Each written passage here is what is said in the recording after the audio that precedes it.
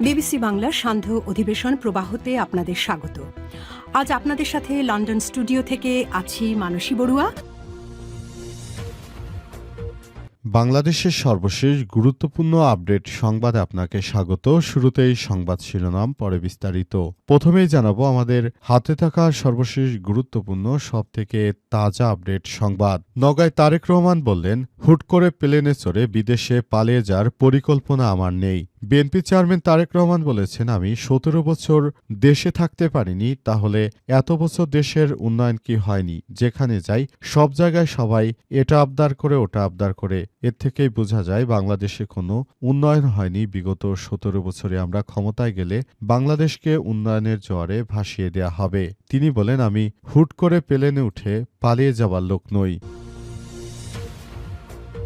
এরপর জানাবো, জামাত আমাদের ব্যবহার করতে চেয়েছিল বললেন মুফতি রেজাউল করিম পীর সাহেব চরমোনাই। নেতৃত্বের মাধ্যমে জামাত আমাদের ব্যবহার করতে চেয়েছিল, আমরা সেখান থেকে বেরিয়ে এসেছি বলে জানিয়েছেন চরমোনাই পীর। তিনি মনে করেন, জামাত ইসলাম নাকি তাদেরকে ব্যবহার করে তারা ক্ষমতায় যেতে চেয়েছিল, এজন্য তারা জামাতকে সেই সুযোগ দেয়নি এবং ভবিষ্যতেও তারা জামাতকে কোনো অপশন দেবে না বলে নিশ্চিত করেছেন চরমোনাই পীর। এদিকে সহিংসতা রাজনীতি বন্ধে তারেক রহমানকে দায়িত্ব নিতে হবে বললেন আক্তার। রংপুর ৪ কাউনিয়া পীরগাছা আসনে শাপলাকলি প্রতীকের প্রার্থী ও জাতীয় নাগরিক পার্টি এনসিপির সদস্য সচিব আক্তার হোসেন বলেছেন, বিএনপি সারা দেশে যেভাবে মানুষ হত্যার খেলায় মেতে উঠেছে, এই জায়গা থেকে বেরিয়ে আসতে হলে তারেক রহমানকে তার দলের দায়িত্ব নিতে হবে। কারণ তারেক রহমান যদি তার দলের দায়িত্ব নিতে ব্যর্থ হন, যেভাবে বর্তমান জামাতের সেক্রেটারিকে হত্যা করেছে বিএনপি, এর জন্য তাকে অবশ্যই জবাবদিহিতা করতে হবে বলে জানিয়েছেন আক্তার হোসেন। এবারে জানাবো, এবারের নির্বাচন ইতিহাসের একটি খারাপ নির্বাচন হতে চলেছে বললেন জিএম কাদের। বিগত স্বৈরাচারী সরকার শেখ হাসিনার সময় যে নির্বাচন হয়েছে, সেই নির্বাচনে জিএম কাদের ঠিকই অংশগ্রহণ করেছে। আর এবার একটি ভালো নির্বাচন হচ্ছে, এই নির্বাচন নাকি ভালো হবে না, এমন উদ্ভট মন্তব্য করেছেন জিএম কাদের। এবং সর্বশেষ জানাবো, থাইল্যান্ডে বিমান বিধ্বস্ত হয়ে 2 পাইলট নিহত। থাইল্যান্ডের চিয়াংমাই প্রদেশে একটি সামরিক প্রশিক্ষণ বিমান বিধ্বস্ত হয়ে 2 জন পাইলট নিহত হয়েছে। এরপরই ঘটনাস্থলে আগুন জ্বলতে দেখা গেছে। সেখানে এই ঘটনা ঘটে বলে থাইল্যান্ডের কর্তৃপক্ষ নিশ্চিত করেছে। প্রিয় দর্শক, এতক্ষণ শুনছিলেন সংবাদ শিরোনাম, এবারে বিস্তারিত। তবে তার আগে বন্ধুরা, অনুরোধ থাকবে এই সংবাদটিতে একটি লাইক দিন। এই চ্যানেলে আপনি নতুন হয়ে থাকলে আমাদের সংবাদটি দেখতে দেখতে চ্যানেলটি সাবস্ক্রাইব করে রাখুন। কমেন্ট করে বন্ধুরা আপনার মূল্যবান মতামত জানিয়ে দিন আপনি বিশ্বের কোন দেশ থেকে বা বাংলাদেশের কোন স্থান থেকে আমাদের সংবাদটি দেখছেন এবং শুনছেন। আর বন্ধুরা, সংবাদটি আপনার সোশ্যাল মিডিয়া ফেসবুকে শেয়ার করে বন্ধুদেরও দেখার সুযোগ করে দিন। আর বন্ধুরা, আগামী জাতীয় সংসদ নির্বাচনে আপনি কোন দলকে সমর্থন করেন, কারা ক্ষমতা আসবে, আপনার মূল্যবান মতামত কমেন্টে জানিয়ে দিন। আপনি যদি জামাতকে ভালোবেসে থাকেন, তাহলে জামাত এবং বিএনপিকে পছন্দ করে থাকলে বিএনপি লিখে কমেন্ট করে বিশ্ববাসীকে দেখিয়ে দিন। এবারে বিস্তারিত। নওগাঁয় তারেক রহমান বললেন, হুট করে প্লেনে চড়ে পালিয়ে যাওয়ার পরিকল্পনা আমার নাই। বিএনপি চেয়ারম্যান তারেক রহমান বলেছেন, আমি ১৭ বছর বিদেশে পালিয়ে থাকলেও এখন হুট করে আর বিদেশে পালিয়ে যাওয়ার কোনো ইচ্ছা নেই। তাহলে এত বছর দেশের উন্নয়ন কি হয়নি?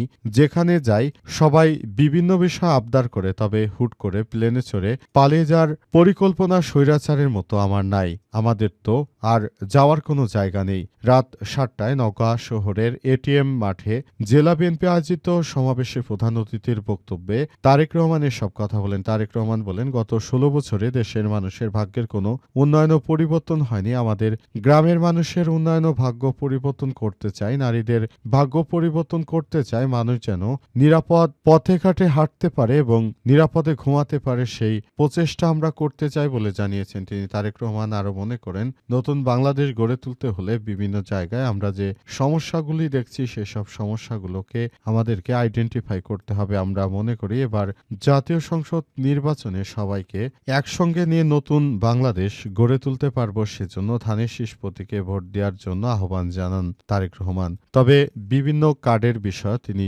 প্রতিশ্রুতি দিয়েছেন। কার্ডের টাকা আসবে কোত্থেকে সেটা না বললেও কিন্তু প্রকৃতপক্ষে তিনি আগামীতে ক্ষমতায় আসলে পদ্মা নদীর উপর ব্যারেজ করবেন, পাশাপাশি কৃষকদের ফ্যামিলি কার্ড, ফ্যামিলি ভাতা, নানা রকম প্রতিশ্রুতি দিচ্ছেন। তবে আদতে সেগুলো করবেন কিনা সেটি দেখার বিষয়, কারণ এর আগেও তিনি অনেক প্রতিশ্রুতি দিলে ক্ষমতায় এসেছিল বিএনপি, তারপর পর বিএনপি কিন্তু 4 থেকে 5 বার দুর্নীতিতে চ্যাম্পিয়নও করেছিল। যে কথাগুলো জামাতের আমির জানিয়েছেন যে পরপর 4 বার নাকি বিএনপি দুর্নীতিতে চ্যাম্পিয়ন করেছিল, যেগুলো বিভিন্ন সংবাদ মাধ্যমে আসে।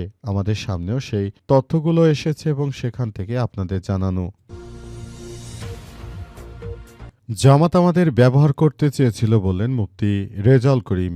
নেতৃত্বের মাধ্যমে জামাত আমাদের ব্যবহার করতে চেয়েছিল বলে মন্তব্য করেছেন চরমোনাই পীর মুফতি রেজাউল করিম। তিনি বলেছেন, জামাত ইসলাম মহিলাদেরকে সঙ্গে নিয়ে নাকি সেলফি তোলে, অথচ জামাত ইসলামের নেতাকর্মীরা আসলে দেশে হিন্দু, মুসলিম, বৌদ্ধ, খ্রিস্টান সবাইকে নিয়ে বাংলাদেশ গড়ে তুলতে চায়। তারা জানিয়েছে বাংলাদেশটাকে সুন্দরভাবে গড়ে তুলতে হলে যেহেতু এদেশে হিন্দু, মুসলিম, বৌদ্ধ, খ্রিস্টান সবাই বসবাস করে, সবাইকে নিয়ে বাংলাদেশ গড়ে তুলতে হবে। এককভাবে শুধুমাত্র ইসলাম ক্ষমতায় যাবে এমন কোনো আদর্শ নিয়ে জামাত ইসলাম কাজ করে না। জামাত ইসলামে তাই হিন্দু প্রার্থীদেরকে দেয়া হয়েছে, এটা স্বাভাবিক ব্যাপার। তবে চরমোনাই পীরেরা জামাত ইসলামকে এখন বিভিন্ন অপবাদ দেওয়ার চেষ্টা করছে, শুধু তারাই ভালো আর অন্যরা খারাপ। এক্ষেত্রে চরমোনাই পীর যে কথাবার্তাটি বলেছেন সেটি হচ্ছে যে জামাত ইসলাম নাকি ইসলামের পথে নেই।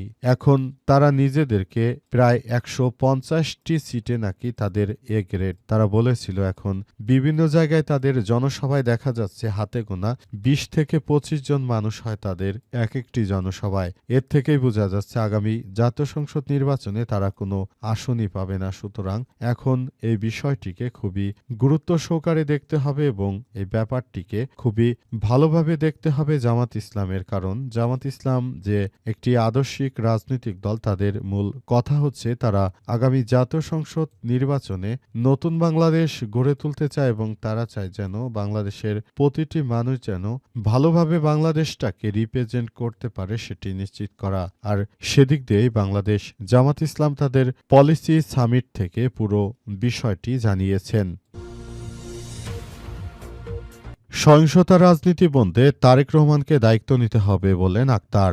রংপুর 4 কাউনিয়া পীরগাছা আসনে শাপলাকলি প্রতীকের প্রার্থী জাতীয় নাগরিক পার্টি এনসিপির সদস্য সচিব আক্তার হোসেন বলেছেন, সারা দেশে যে সহিংসতার রাজনীতি শুরু করেছে বিএনপি, এজন্য অবশ্যই বিএনপিকে এজন্য দায় নিতে হবে। তারেক রহমানকে এসব বিষয় খুবই গুরুত্ব সহকারে দেখতে হবে। উল্লেখ্য, শেরপুরে জামাত ইসলামের সেক্রেটারিকে গতকাল বিএনপির সন্ত্রাসীরা হত্যা করেছে। এই ঘটনার পরে সারা দেশে অনেকেই বিভিন্ন বিষয়ে কথাবার্তা বলতে শুরু করেছেন। তারা আবারও জানিয়েছে এই ধরনের কোনো কর্মকাণ্ডগুলো আমরা আসলে মেনে নিতে পারি না, কারণ অন্তর্বর্তীকালীন সরকার ক্ষমতায় থাকতে এই মুহূর্তে আমরা যে নতুন বাংলাদেশ গড়ে তুলতে চাই সেজন্য আমরা নানাবিধ সমস্যার সম্মুখীন হচ্ছি। তবে সব সমস্যা মোকাবেলা করে আমরা বলতে চাই এবার জাতীয় সংসদ নির্বাচনটা সুষ্ঠু সুন্দরভাবে গড়ে তোলার জন্য আমাদের সবাইকে আরো বেশি সতর্ক থাকতে হবে। আমরা মনে করি এবার জাতীয় সংসদ নির্বাচনে বিএনপি যে ধরনের অপকর্ম করছে, এই অপকর্মগুলো থেকে তাদেরকে অবশ্যই বেরিয়ে আসতে হবে। আমরা মনে করি নতুন যে বাংলাদেশ গড়ে তোলা হচ্ছে, এখানে যারাই রয়েছে তারাই আগামীতে বাংলাদেশকে শাসন করবে সেটি চাই। তবে সেটি হতে হবে একটি সুষ্ঠু বন্টনের ভিত্তিতে এবং সে অনুযায়ী সবাইকে সেভাবে যার যার জায়গা থেকে আরো বেশি সতর্কতামূলক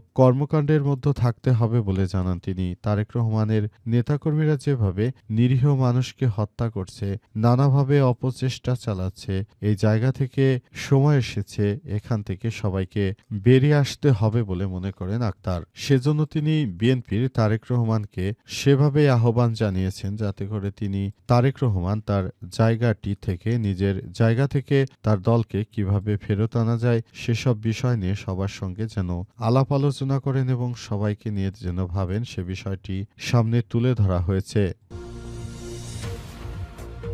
এবারের নির্বাচন একটি খারাপ নির্বাচন হতে চলেছে দাবি জিএম কাদেরের।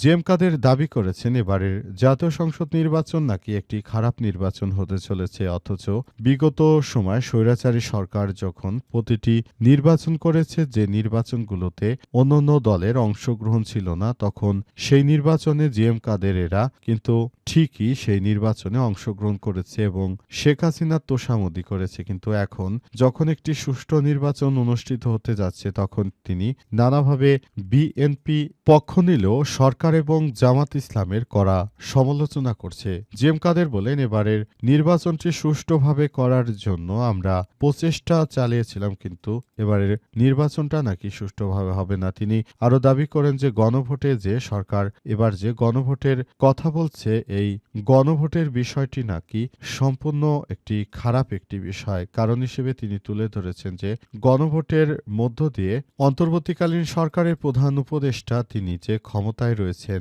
তিনি নাকি তার ক্ষমতাকে দীর্ঘায়িত করতে চান। কিন্তু অন্তর্বর্তীকালীন সরকারের প্রধান উপদেষ্টা ডক্টর মোহাম্মদ ইউনূসের সরকারকে এদেশের প্রতিটি মানুষই জানে এবং বুঝে।